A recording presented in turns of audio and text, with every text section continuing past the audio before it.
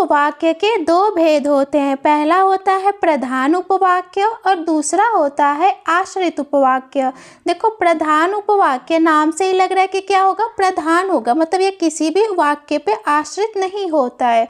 और आश्रित उपवाक्य नाम से ही लग रहा है कि आश्रित है, मतलब वो दूसरे उपवाक्य पे क्या होता है, निर्भर होता है, आश्रित होता है। उदाहरण से समझते हैं, मैं पढ़ाई कर रहा हूँ और वह खेल रहा है। यह एक संयुक्त वाक्य, और संयुक्त वाक्य में जो भी पहला उपवाक्य होता है ना, वह प्रधान उपवाक्य हो जाता है, और बाद वाला जो उपवाक्य होता है वो आश्रित उपवाक्य होता है। तो मैं पढ़ाई कर रहा हूँ प्रधान उपवाक्य हो जाएगा, और वह खेल रहा है आश्रित उपवाक्य हो जाएगा। उसने कहा कि तुम गांव जा रहे हो। देखो, यह एक मिश्र वाक्य, एक वाक्य दूसरे वाक्य पे आश्रित है, और दोनों वाक्य किससे जुड़े हैं, की से जुड़े। तो की के पहले वाला जो वाक्य होगा ना, वो हो जाएगा प्रधान उपवाक्य। उसने कहा प्रधान उपवाक्य, और की के बाद क्या है, तुम गांव जा रहे हो। तो तुम गांव जा रहे हो जाएगा आश्रित उपवाक्य।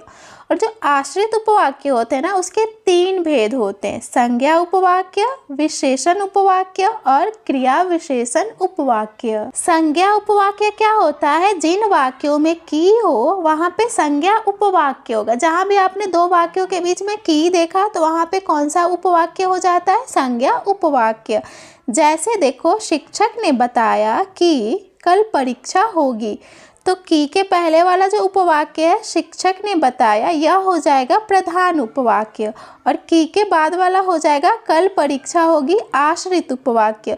क्योंकि ये की से जुड़ा है, तो की वाला जो उपवाक्य होगा वो कौन सा उपवाक्य हो जाएगा, आश्रित उपवाक्य में संज्ञा उपवाक्य। तो संज्ञा उपवाक्य एकदम इजी सा होता है, बस की रहना चाहिए, वहाँ पे संज्ञा उपवाक्य हो जाएगा। विशेषण उपवाक्य में क्या होता है, जिन उपवाक्यों में जो, जिस, जिससे, जिसने, जिसको, जिन्होंने, जिन्हें, जिसमें, जिनको रहे, वहाँ विशेषण उपवाक्य होता है। जैसे देखो, जिसने होमवर्क नहीं किया वह खड़ा हो जाए। तो ज से कौन सा उपवाक्य शुरू हो रहा है, जिसने होमवर्क नहीं किया।